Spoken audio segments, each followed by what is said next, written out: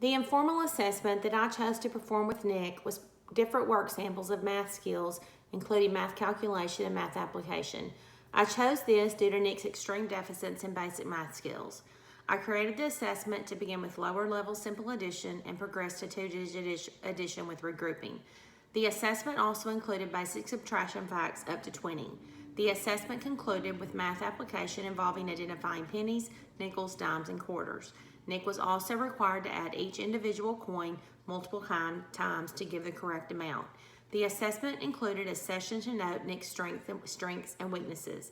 This assessment was graded by correct and incorrect responses.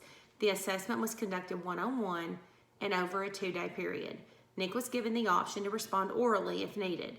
The assessment yielded scores that supported Nick's deficit in basic math skills and application. He demonstrated strengths in basic addition without regrouping.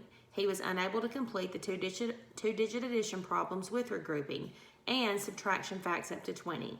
He was unable to identify a penny, nickel, dime, or quarter. Therefore, he was unable to add the coins together to give a correct amount. Nick needs to have increased drill and practice with his math application skills involving money. I recommend that Nick is instructed how to use manipulatives such as a number line to aid him in math calculation skills. Nick was provided a number line during this assessment, but he chose not to use it. The skill with money I chose because this is a life skill that is necessary for Nick to be able to use to function independently in and out of school. Nick was very cooperative during this assessment. He didn't ask for any instruction. He began the assessment and he rushed through it pretty quick. If I had anything to change, I would say that I would reduce the problems that Nick was required to answer, because after he got a few of them incorrect, he just rushed through it and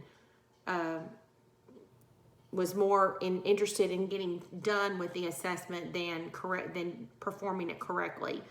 There was little distraction during the assessment. I don't know that he gave his best effort. He was very compliant, but he wasn't concerned whether he got the problems correct or incorrect.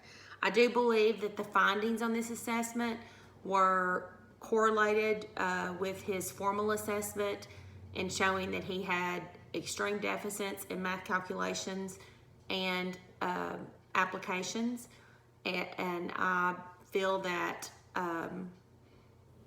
he needs to be instructed how to use manipulatives to help him to solve these problems. I